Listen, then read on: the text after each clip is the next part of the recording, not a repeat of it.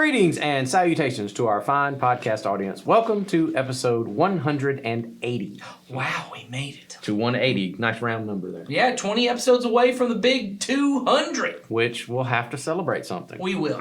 What did we do at the 100? With some Do you deep remember? dish. We talked about that last Yeah, time. our discipleship I don't think deep it's dish. going to happen. I don't think they'll be ready. By How many? How You many don't we think got I'll be to get? ready in 20 weeks? I don't know. I It don't takes know. a You while. never know. You know, there's supposed to be a Kia dealership happening at Thomas Crossroads for like 4 years now. Haven't they started building that building? Yeah, the brick's going up. Yeah, I was So gonna maybe say, we'll have some deep in dish 20 pizza by weeks, then. I bet we're going to have some. You know the place that used to be QT that now is empty? And you know the building that's on the Yeah. other side of Dairy Queen that's been there for 3 years and everybody's Yeah. wondering what it is? That's a brewery that was supposed to open. Oh, Really? Wow. You know how long that building's been empty and built? like yeah. 2 or 3 years at least. Yeah, at least. Wow. There we go. So people Well, who thanks aren't... for our Coweta County development deep dive. That's right. That went off the rails. I'm in a sorry. hurry. Let's start over. No. No. Okay. No, we're not starting over? No. Okay, we're not. Okay, But we're not. we Okay. we were talking about are gonna Episode 200. That's where we are are gonna today. This celebrate is 200. episode 200. 200. yeah. No, we're 180. We're Okay. just somehow we got to anticipating 200. Like we're gonna make it 20 more episodes. 20 more episodes. Wow, I believe in us. That's right. If we're getting deep dish, we'll make it 20 more Oh, I will. episodes. Or I'll just call it 200 and we'll eat pizza. There you That'll go. be around Christmas. Yeah. Okay. Yeah, that sounds right. If we go weekly, I guess. I don't know. So far we haven't missed a week in quite some time. Quite some. Oh, it won't be Christmas then. It'll be. You think we'll have a name by then? I do. Yes. I think so. Okay. I don't have any new ones this week because We just recorded the other we one. filmed last week 5 minutes ago. Yeah, exactly. So I don't have a theme song yet either, but No. it's still open if you want to send one in. Yeah, we have not decided on the name yet. Not yet. Ba-da-da-da-da. yet. 2 peas in a pod. 2? 3. I'm sorry. Tossing one out. Somebody's leaving, I guess. 2.5 peas in a pod. All right. Ba-da-da-da-da. I got kicked out of a podcast. You're about to. You keep singing. So this week, I have another question. Yes. And this one, as I teased last week, is about finances. Somebody wants us to talk about money. Got it. Ah, we So, like that. I got none, so I'll talk about it. Oh, there you go. I got a We little. have a podcast for people who want to understand church finances. We do. Well, it's Yeah, not a podcast, but we have the donor. If you Oh, donate, yeah, you It yeah. get a comes out video. every month. Yeah, it does. We It's talk true. about that. So- You have to actually give You to gotta see give it. money. That's our Patreon page. On our Oh, Patreon I page. hadn't thought about it You that get- way. You give money to the church, and you get on our donor video. Yeah, that's do. exactly right. I hadn't Yeah. thought about it that way. Yeah. Much more succinct than these things. Oh, yeah. It's a 10-minute. We know monthly that update. people who give don't want to listen that I want to long. listen to y'all. So here's the question. Y'all ready for it? I am ready. Question. What is the wisdom behind the 10-10-80 financial plan that I have heard mentioned at CCC? I have followed a 10% tithe for a very long time, but with the rise in expenditures, 90% of my salary doesn't cover my costs. I know God doesn't promise financial freedom. I just have to reevaluate finances, and I was wondering how that formula was figured. Well, I'll say this. I think God does promise financial freedom. Ah, okay. But he does not promise the American dream. Yeah. And there is financial freedom that is better than the American dream. Yes. But you have to decide that Jesus is right. Well, by that we mean the wisdom of Scripture is right. Yeah. You know, there's a line that I noticed yesterday when we were worshiping together in a song that we've sung forever, and I had never really put this together. There's a line that says, "I trust in your word enough," and that's the key word, to put your kingdom first. And it doesn't. I love the line is honest enough. I trust enough to do what you said. That's a great line. Yeah. And that's really where it comes to with money. You know, money is the one area that it was the toughest area for me to get figured out when I first became a Christian, because I was raised by a person who was very wise about money, but was not a Christian at the time. He taught me about money. And so I understood about saving money, and I understand about using money. I understood about leveraging your savings. I understood about those things. But the idea of giving money, well, giving doesn't make no sense, because when you give money away, you don't have it anymore. That's right. But then I was blessed to marry a person who had always followed Jesus and had been learning from a very young age about giving, and that you trust enough to put the kingdom first. And that's the first step. And a lot of people get that step, but they don't get the next part of it, that God will provide enough money for you to have what you need. But it might not be the dream. Yeah. It Or might- what you think you need. Or what you think you need. Yeah. And I know that our culture has conditioned us to, because we are in the United States, we are a consumer culture. It feeds us to want a bigger. Even if you have a little, you want a bigger. Yeah. And there are things that are more important than that. So you can have enough to have financial freedom. You may not have enough to have the things that everybody tells you you need in the United States. But you and your family will be okay. The amount of money that I have made in my life, and I know even, when we were real, people would think, I've never made the amount of money that churches for our size would pay a senior pastor. And that's been intentional. One, I wanted to keep the money for the church, but also my needs were being met. Yes. And that's the way that goes. So Yeah. the wisdom behind it is the Bible's really clear. So that 10%, it's about keeping you in financial freedom. That's the purpose of the 10-10-80 plan, is to keep you in financial freedom. So just to clear the deck, so if you're listening and you're thinking, I don't know what 10-10-80 is, let me just explain it. It's just a system we sort of taught around here for years now, just as a guide to help people. And it goes, the first 10% goes to God. It's for giving to God's work in this world. The next 10% is for the future. I save, I put some away so that I can, be wise and steward of what I have. And then the 80% that's left is what I live on. That's right. That's just a simple guide that we've encouraged people to follow, because a lot of times people come, and I'll say from experience, this is my story. I came to this church as a young man who had just gotten married. Literally, my first Sunday on staff at this church was the Sunday after I got married. And my wife and I, we had no financial plan and didn't even realize we didn't have a financial plan. I hadn't even thought about it. And so it happened to be, I got hired on in January, and we were doing a money series. I used to teach it every January. Every January for a long time. And so we're sitting in church, a newly married couple, and we heard Ed talk about the 10-10-80 plan. And I remember driving home, and my wife looked at me and said, well, that's a plan. That's as good as any. I said, well, when you got no plan, that plan's as good as any. So let's do that plan. And she said, okay. And my wife is so super disciplined. She's the one that handles the money in our marriage. And she's always been good at numbers and money. And so she said, let's do that. And so we did. And it has become the guiding principle, not the rule of our life, but a sort of a guiding principle for us. And I can say that it has led us well. So that's what the 10-10-80 plan is. So I guess the questioner wants to know, So I'm going to have to guess a lot at what the person says. I've always given 10%, but God doesn't promise financial freedom. I'm trying to read between the lines that there is some tension in their finances. Well, they were talking about right now, because of the way the economy is going. They feel like that what they have left over is not enough. And it may very well not be for what you have, for where your lifestyle is. And I don't mean that, and it doesn't mean you're living in absorbent. It doesn't mean you're living in. The problem when you try to adjust your finances to your lifestyle is that your lifestyle is always going to demand more. Even when you don't, whether it's the economy that demands it and you didn't even know it was happening because everything went up in price.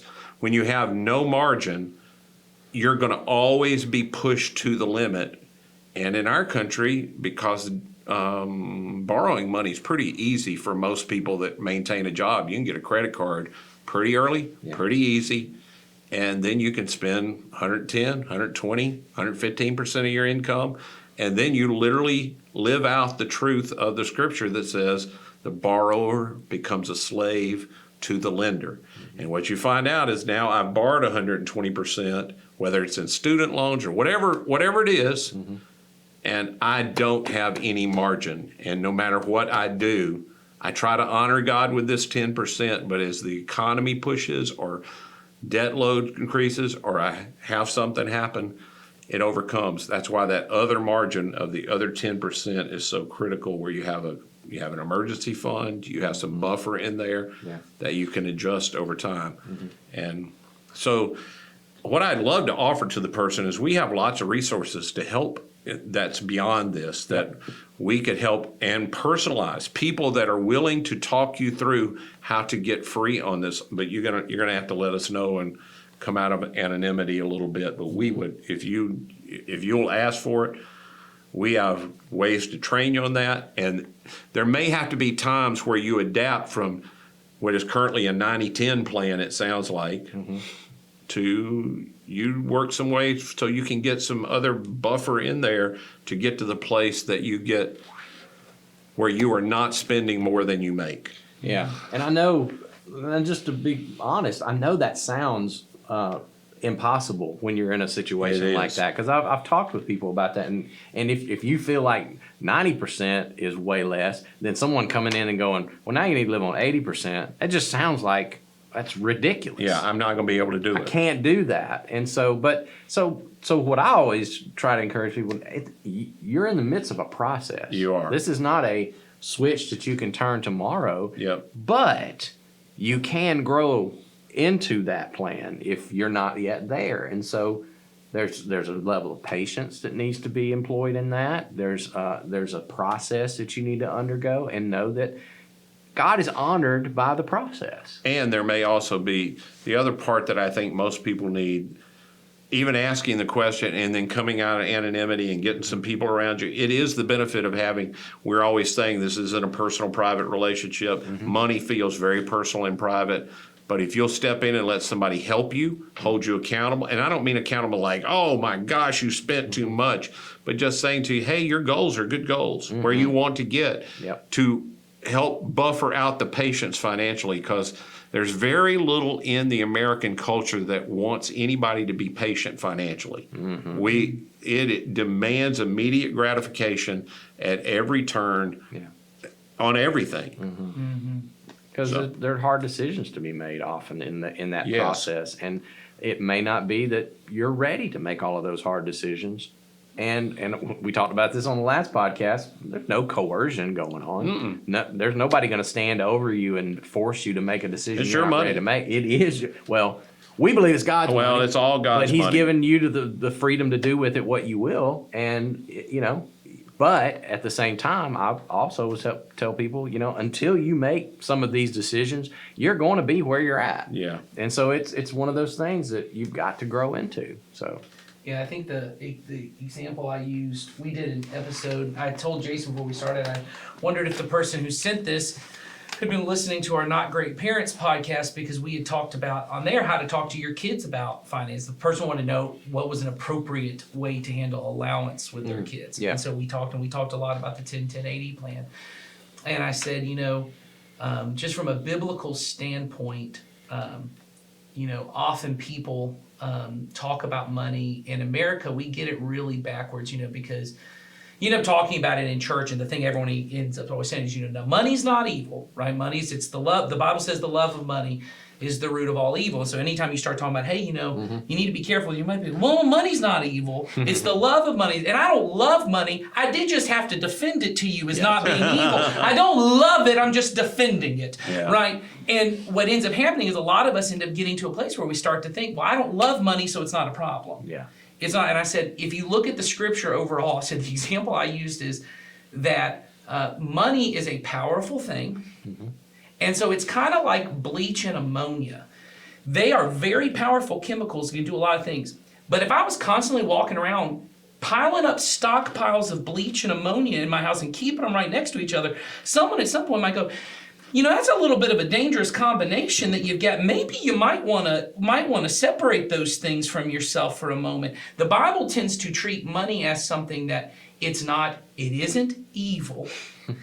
But holding on to it as if it were the thing that were going to fix everything in your life is a dangerous combination. In fact, James says it is a corrosive thing. He says your wealth, the piles of your wealth and your jewelry, the corrosion of your, I think he says the corrosion of your jewelry and the moths that have eaten away at all your stockpiles of clothes, they will be the judgment that will be piled upon you. Jesus then talks about this idea of a man who builds up a barn to take care of himself. Then he goes, you know what? I need a bigger barn. America is a world that we think the goal is to have the biggest barn. Well, and, our elders, and this has been an impactful conversation for me because I've come back to it many times. One of our elders, who's older than me, brought up in one of our Bible studies where we study the Bible together about how much do you think about money? And all of us, have done okay, and we're not at a place where we have to. But all of us admit money becomes more of a thought than we would like it to be. Mm-hmm. And it's that thought of, I wonder if I'm okay, even though all of us have been very faithful, and God's seen to us being okay for a long time. But there is a thing, even as you get older, and even as you say, even as you've done things the way God would want you to do, you begin to think, I wonder if I'm going to have enough. I wonder if I'm going to have enough. And the idea that money somehow is going to be the thing that take care of me in my old age and not God, who provided the money, that in of itself is a dangerous thought to begin to have, that you have to begin to deal with.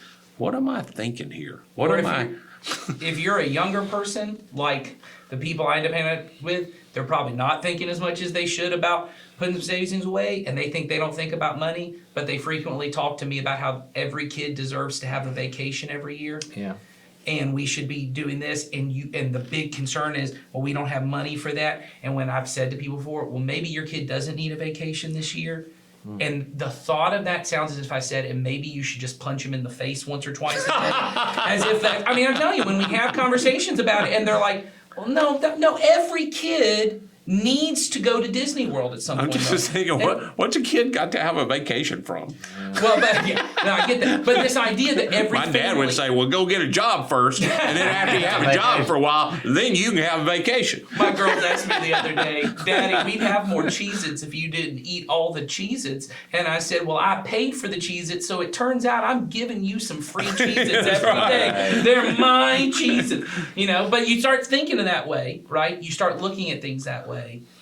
And the promise of, this is why I always get back to when you say, I don't really love money, but you do love vacation. Mm-hmm. Because you've told yourself, I got to go to the beach a few times a year, and that does cost a little bit. Man, Airbnb's going up, and gas is going up, and the out to eat is, there is this long time spiritual discipline in the Christian tradition known as simplicity, which is an idea that just is, and when I say that, a lot of people end up thinking of Quakers and the Amish, and I think about, there is a Quaker theologian who used to talk about, there's this idea that the line between needs and wants are a lot closer than we think they are. And he says, the moment you step over into want, there really is no difference between spending $50 and $5,000, because once you've said, well, I don't really need this, I just really want it, you start stepping over. Now, I'm not saying that you never spend money on things that you want. I think it's a little bit like having bleach and ammonia nearby, and you go, I need to think through every time I'm going to pour this out.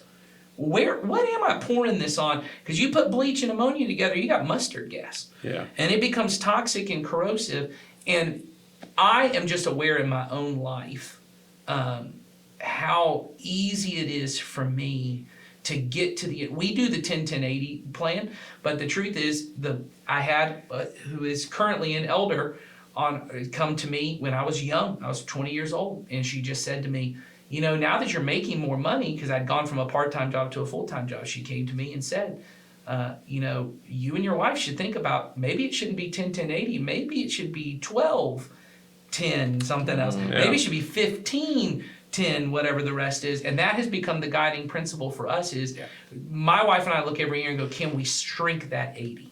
Can we shrink that 80 that we're giving more away? And so we always do that at the beginning of the month, but then at the end of the month, we look at what's excess, and we've been saying we want to give to things that God cares about. And it's so interesting to me how the way we've had to do that as practice is when we go out for what we call luxury expenses.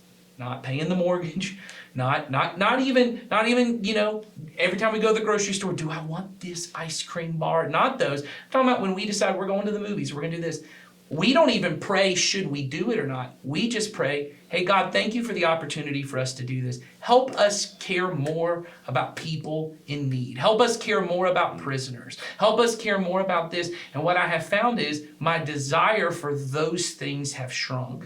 Going to the movies, going out to eat. And occasionally we say, hey, maybe we're just not going to go out to eat this weekend. And that's money that at the end of the month we can set aside to give to some prisoners, to do some things. And we talked about that on that Not Great Parents podcast. Yeah.